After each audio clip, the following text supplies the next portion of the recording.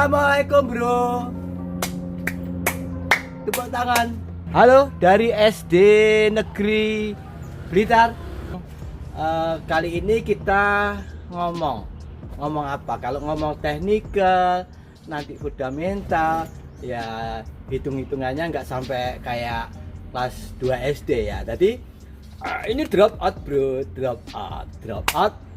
SD Impress dulu dari daerah minus itu, dari namanya dulu ada SD Impress Instruksi Presiden. Jadi sekolahnya saya dulu. Kali ini semoga ini bisa mengingatkan kalau yang sudah tentu yang sudah bisnis saham ini tentu teman-teman sudah 18 plus ya. Ada enggak yang umurnya sudah kurang dari 18 tahun? Nah, maksud saya kenapa Mbah nanti akan suka pakai seragam SD kayak gini? Maksud saya teman-teman itu Mbah ingatkan bagaimana membaca itu ya. Membaca, kalau menulis nggak usah, karena teman-teman itu cukup membaca aja. Dan yang dibaca pun sebenarnya nggak terlalu nggak terlalu sulit-sulit. Maksudnya apa Mbah? Ya nggak terlalu sulit itu nggak terlalu pakai ilmu yang tinggi-tinggi. Dalam berbisnis saham itu kita gini, cuma kalau angkanya, kalau ngomong angka nggak sampai, hitungan angka itu sampai lebih dari 9. Karena kalau 9 angkanya lebih dari 9 balik lagi ke 0. Nah, kalau dalam cukup menghitung 1 sampai 6 aja sudah pintar teman-teman. Lalu yang syarat yang pertama bisa membaca ya. Oke. Kali ini saya harapkan teman-teman lebih pintar dari Mbah. Maksudnya ketika Mbah itu bukan membaca, menulis jas itu angka beli misalkan 166, kemudian angka beli yang kedua adalah 158. Nah, ketika ARB 150 itu artinya kalau sudah ada yang makan HK, dan yang 160 sama 166 158 itu dapat. Nah, kalau belum keluar angka tulisan dibeli, jangan dibeli. Artinya di situ belum muncul sinyal beli. Ya, gede. Jadi untuk memvalidasi angka-angka itu seperti itu. Nah, biasanya saham-saham yang kecil pas itu ya. Begitu pula kayak kemarin yang real Mbah prediksi tutupnya 118, kalau di atasnya ada di 100 berapa ya kemarin? 126, kemudian 138 nggak nyampe, lalu turun lagi ARB. Nah, angka-angka itu cuma validasi. Angkanya kan keliru ya, yang 192 sama ARB 8 kali. Nah, faktanya normal, ARB-nya adalah cuma 3 kali. Menyesuaikan apabila angka itu secara proporsional di ARB kan sekali, yaitu hampir 35%, dari dia cuma 31% itu balik. Nah, oke ya. Nah, jadi syaratnya mendengarkan ocehan Mbah yang kayak sampah ini harus bisa membaca. Nah, kalau Mbah nggak bisa membaca nggak apa-apa. Karena Mbah yang nulis kan. Itu ya. Yang pertama, kita nggak mau ngomong panjang lebar dulu, tapi kali ini Mbah mengawali bagaimana berropok atau memasuki suatu pasar itu seperti apa sih. Jadi pikirannya orang bisnis yang pertama itu biasanya ya, kalau kita mau melakukan kerja sama-sama orang lain itu yang disodorkan dulu, yang disodorkan oleh pemilik perusahaan atau bos perusahaan itu, yang pertama itu cuma laporan keuangan. Nah, kalau laporan keuangan tok, apakah teman-teman percaya? Kalau begitu percaya, artinya teman-teman dalam masalah, karena itu adalah kinerja masa lampau. Setidaknya dari laporan keuangan itu bisa dijadikan pijakan ketika kita mengawali untuk pendekatan atau menilai sebuah perusahaan itu yang dalam pikiran kita, apa dalam otak kita. Laporan keuangan tentu kalau perusahaan yang dikatakan positif harus hijau. Padahal orang ketika melepas suatu saham itu banyak motif. Kalau cuma motifnya ingin cari modal saja untuk memperbesar perusahaannya, misalkan ingin menaikkan 2 kali kapasitas produksi atau ingin ingin menyasar pangsa pasar 2 kali lipat, 1000 kali lipat itu alasan nomor 2-nya. Yang pertama tetap semua orang itu kembali pada dirinya sendiri, yang ujung-ujungnya adalah duit, UUD gitu. Kalau ujung-ujungnya duit untuk kepuasan sang bosnya. Kemudian kalau ngomong untuk berbagi atau istilah berbagi atau apapun supaya investor seperti memiliki itu cuma lipstick saja. Artinya apa? Artinya semua balik kepada kepentingan diri sendiri. Ya kunci itu yang memang orang bisnis kuncinya net profit margin, NPM. Tapi kalau ngomong mahal atau tidak, tetap baliknya ke PBV. Nah, per book value. Maka yang dilihat teman-teman itu kalau berbisnis atau melihat suatu perusahaan, lihatnya cuma 3 huruf aja, yaitu GCG, atau kalau orang ngomong enak-enaknya good corporate governance. Artinya itu apa? Pengelolaan perusahaan yang bagus itu seperti apa? Itu memiliki 5 indikator teman-teman. 5 indikatornya itu ya, yang pertama itu transparansi. Nah, orang ngomong transparansi misalkan, ya ini ke situ dulu, nanti Mbah langsung kasih angka-angka, itu gampang kalau angka-angka. Artinya apa? Teman-teman mendengarkan Mbah ini tidak sekedar dapat angka terus cuan, tapi setidaknya bisa menambah sedikit wawasan. Yang pertama itu kalau ngomong, tadi kan Mbah ngomongnya huruf itu sampai 7 yang dipakai untuk melihat suatu perusahaan ini oke enggak kita kerjasama. Kalau kita beli saham, kira-kira nanti bertumbuh prospek enggak. Kalau seperti itu maka lihatnya cuma hurufnya cuma 3 huruf. Sebenarnya 2 huruf G sama C ada, tapi setelah digabung GCG, good corporate governance. Nah, kayak itu ya. Artinya pengelolaan perusahaan yang bagus, yang pertama itu harus memiliki syarat transparan atau keterbukaan. Jadi benar-benar transparan. Yang kedua itu akuntabilitas. Akuntabilitas seperti apa, Mbak? Perusahaan itu harus dapat mempertanggungjawabkan kinerjanya secara transparan dan wajar. Kemudian fokus. Jadi fokus ke tujuan organisasi dengan mempertimbangkan kepentingannya kita kalau sebagai stakeholder, dan kemudian sistem pengendalian dalam internal itu efektif. Artinya gini loh teman-teman, akuntabilitasnya bagus, akuntabilitas itu seperti apa? Ya tadi fokus ke tujuan, tidak kesana kemari, itu satu. Nah, kalau sudah fokus pada tujuan, kemudian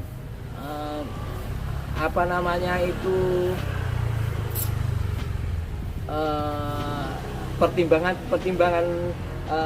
kita sebagai pemegang saham itu tetap diutamakan. Nah, contohnya gampangannya ngomong kayak apa, Mbak? Misalkan nggak perusahaan itu setelah aturan di pasar modal itu ditaati, kemudian kalau ngomong dari pertimbangan dari pemegang saham, misalkan kita ini kan bukan pemegang saham mayoritas ya, atau kita ini adalah rakyat minoritas atau pemegang saham minoritas, atau yang ngomong kita ini adalah pemegang saham burum. Nah, ketika kepentingan para investor atau kita trader ini dipertimbangkannya kan seperti apa arahnya, kalau seorang investor itu pasti mengharapkan bagi hasil atau gampangnya ngomong dividen kalau investor. Kalau kita sebagai trader atau trader ini bukan trader yang gimana ya, bukan spekulan, bukan. Kita ini tetap memegang kaidah-kaidah ilmu secara teknikalnya itu ya saham itu liquid dan ada fluktuasinya, fluktuatif, dan ketika kinerjanya baik ya seiring naik, tapi ketika turun atau bahkan sebaliknya, tapi tidaknya itu kalau sebaliknya nanti murni dari spekulator atau bandar saja yang berada di situ. Tapi kalau itu seiring atau kadang naik memang turun sesuai laporan keuangan, itu yang diinginkan oleh para trader. Dari yang akuntabilitas tadi seperti itu, bukan sahamnya baik tapi secara di pasar kecil atau kurang transaksinya kurang aktif, kayak itu ya kurang menyenangkan bagi pemegang saham minoritas seperti kita. Kalau mayoritas ya dividen itu ada itu tadi. Jadi yang pertama tadi masalah transparansi, kemudian accountability, itu dua ciri dari good corporate government yang bagus itu seperti itu sebuah perusahaan. Kemudian tiga, itu harus sebuah manajemen itu memiliki tanggung jawab yang oke. Tanggung jawab seperti apa, Mbak? Kalau ngomong tanggung jawab dalam perusahaan itu ya berpegang pada prinsip prudent, kehati-hatian, dan memastikan kepatuhan terhadap peraturan undang-undang dan anggaran dasar dan peraturan perusahaan itu. Artinya apa? Artinya bahwa manajemen ini sudah beberapa tahun menunjukkan tanggung jawabnya sebagai pengelola yang baik, tidak menyerempet-nyerempet hukum kayak gitu, tidak ada benturan-benturan dengan otoritas. Kemudian misalkan kalau dulu itu kayak Aisyah itu kan kita sudah kurang percaya waktu itu kayak terjadi pengalian aset dari perusahaan itu yang akan jadi milik pribadi. Nah, itu bagian dari tanggung jawab. Kalau itu nggak punya ya jangan dibeli. Jadi itu salah satu ketiga ciri-ciri dari GCC tadi ya, GCG tadi. Nah, kemudian yang keempat, independensi itu harus punya. Independensi apa, Mbak? Nah, prinsip dari independensi itu bebas dari conflict of interest. Artinya piye, Mbak? Artinya ya segala keputusan yang dia ambil itu bebas dari tekanan oleh siapapun. Artinya bahwa pengambilan keputusan ini sangat objektif. Artinya kalau objektif berdasarkan tadi tujuan perusahaan. Kalau seperti ini sudah memiliki 4 kriteria suatu perusahaan itu memiliki GCG yang oke. Ya. Kemudian yang kelima adalah kewajaran dan kesetaraan. Artinya perlakuan yang wajar kepada stakeholder dan manfaat dan kontribusi yang diberikan kepada perusahaan itu benar-benar pada porsinya. Jadi 5, suatu perusahaan itu memiliki GCG yang oke atau patut kita ajak kerjasama. Tadi yang pertama adalah transparansi, yang kedua akuntabilitas, kemudian tanggung jawab, yang keempat independensi dan kewajaran. Nah, kewajaran dan kesetaraan tadi. Nah, kalau sudah seperti itu, kita berani mengajak kerjasama sama suatu perusahaan itu. Begitu pula kalau orang memiliki 5 performance itu, kalau dalam diri ya amanah, ya kehati-hatian ada, profesionalisme ada, kemudian kepedulian pada orang lain itu ada. Itu kalau semuanya dimiliki, itu contoh yang bisa diajak untuk kerjasama orang itu. Kalau perusahaan harus memiliki itu dulu. Nah, kalau memiliki itu, singkat ceritanya, kalau mencongak di pasar modal ya lihatnya adalah tadi NPM, net profit margin, kalau memang perusahaan itu sudah oke, dan untuk mengukur mahal atau tidaknya adalah book value. Yang dikatakan murah berapa, yang dikatakan mahal berapa. Kalau murah terus belum tentu itu menguntungkan atau bagus ya.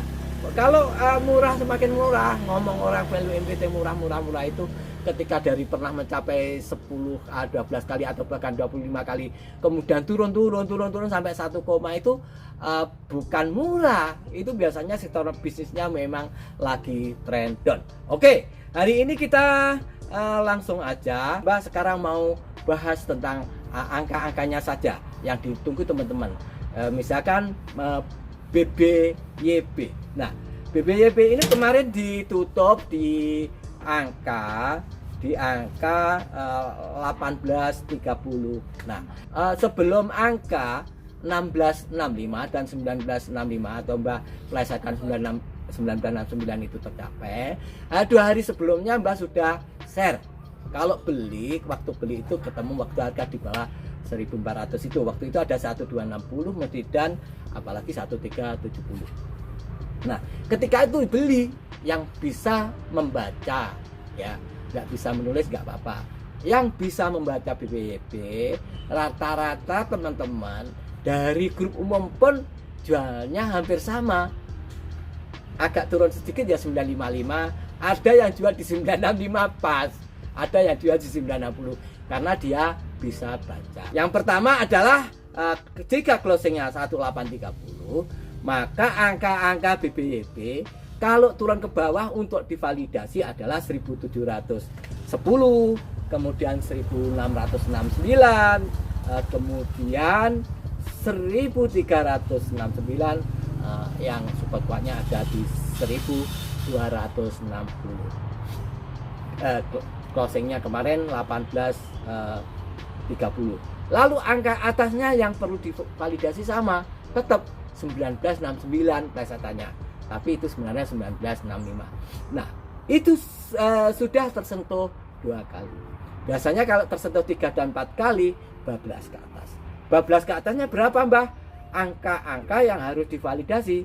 Jika sekarang 1830, tetap validasinya adalah 1969. Kemudian di atasnya ada angka 2110 yang harus divalidasi. Kemudian lagi ada angka di atasnya harus divalidasi adalah 2280, kemudian 2610 untuk swing pendek, dan angka 1965 itu bisa untuk fast trade atau scalping. Kalau angka yang 2110 itu dijual aja sesuai sinyal. Begitu pula ketika angka itu menyentuh 2280, dijualnya sesuai sinyal. Tapi kalau nanti teman-teman sampai angka, bukan nanti suatu hari nanti BBYP itu tembus di 2620, itu yang swing pendek silakan jual dulu. Biasanya macet dulu di situ, meskipun akhirnya dia mantul ke 3169. Itu dicatat dulu, oke. Karena dia harus tanggung jawabkan, terlalu raan. Jadi kalau terlalu raan kayak gitu, ya harus berhadapan dengan OJK. Oke ya, itu adalah BBYP yang suspend untuk ini. Kemudian selanjutnya adalah BABP. Nah, BABP kan tahu ya volumenya kemarin dahsyat sekali, besar. Kemudian closingnya adalah 468. Kalau ingin validasi bawahnya ketika dikoreksi, silahkan divalidasi. Kalau teman-teman males validasi, biasanya antri, tapi resiko nyantol itu ada, atau kena langsung mantul. Kalau memang teman-teman memvalidasi sesuai sinyal, itu benar-benar trader yang memang ada di depan layar, terus. Bawahnya yang harus divalidasi angka BABP adalah 448, kemudian 428, di bawahnya adalah 408 dan 358. Angka atasnya berapa, Mbah, yang harus divalidasi ketika nanti ternyata melanjutkan kenaikan ada di 498.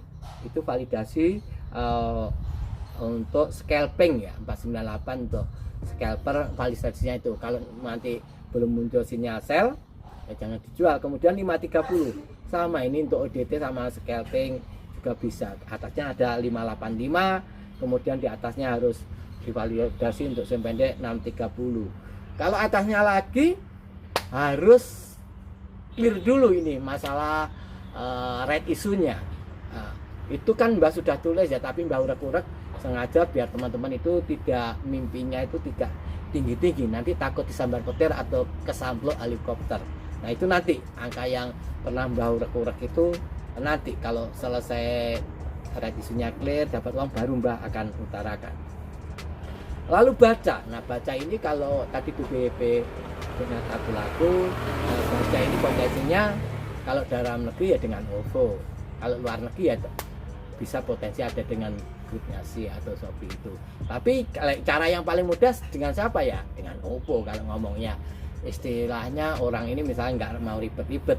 Nah kalau itu di Indonesia ini yang dianggap besar, startup atau fintech yang e-money yang dianggap besar itu yang bernilai antara 500 juta dolar sampai 1 miliar juta dolar. Nah, valuasi itu cuma dimiliki oleh OVO dan ini gimana itu yang di aku laku itu aja.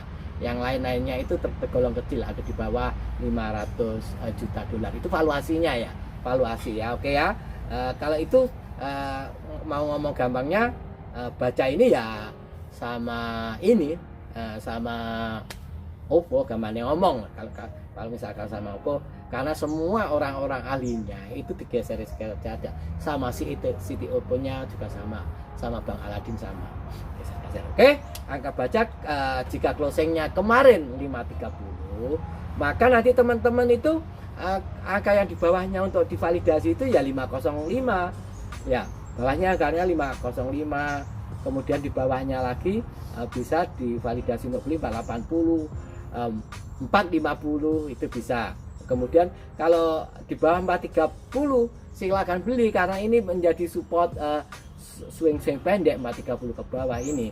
Kalau sampai 420 itu ya beli yang banyak, apalagi sampai di bawah 400 itu kelihatannya sudah agak sulit. Tapi ke atasnya yang mudah untuk teman-teman untuk validasi scalping itu adalah di angka 580 itu. Jadi nanti divalidasi muncul sinyal sell enggak. Kalau teman-teman biasanya lihat candle itu enggak suka, cuma kalau diem cenderung turun itu langsung lagi kali 580. Nah itu untuk yang teman-teman yang scalping. Nanti scalping 2 lihatnya di angka atasnya berapa? 610. Nah 610 itu kalau bablas ya bablas sampai 640 itu divalidasi, biasanya di situ berhenti, turun sejenak. Nanti kalau memang kenaikannya dahsyat bisa 690. Kemudian angka yang harus divalidasi atasnya untuk sesuai sinyal adalah 730.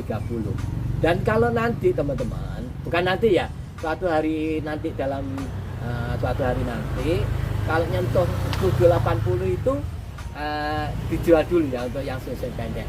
Biasanya dia akan turun ke 690 lagi kayak gitu. Itu baca. Tadi baca sudah, BABB sudah, BBB kan disuspend. Kemudian apa, ada pertanyaan enggak ya? Oke. Kalau ada pertanyaan apa ya pertanyaannya? Coba cek nih. Ada pertanyaan atau tidak? Zebra itu dilihat aja nanti, jadi dicermati sesuainya. Jadi kalau Mbah kenapa kalau BEP itu yakin ya memang tadi dia memenuhi yang GCK tadi, Good Corporate Governance tadi. Buktinya apa? Laporannya juga hijau, dan memang pengelola bisa dipertanggungjawabkan kayak gitulah.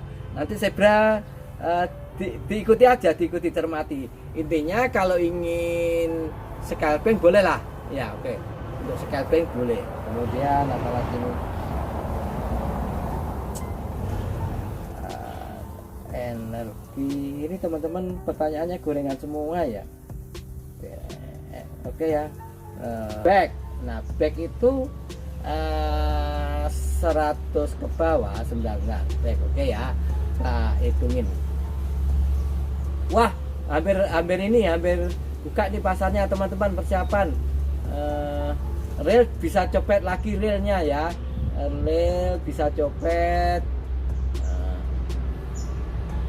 back juga relnya angkanya sudah mungkin 118 Jadi teman-teman kalau nyopet rel langsung asal di ARB, HK sama nanti mantul ikut itu ya, angka-angka jual di atasnya ya harus divalidasi itu ya.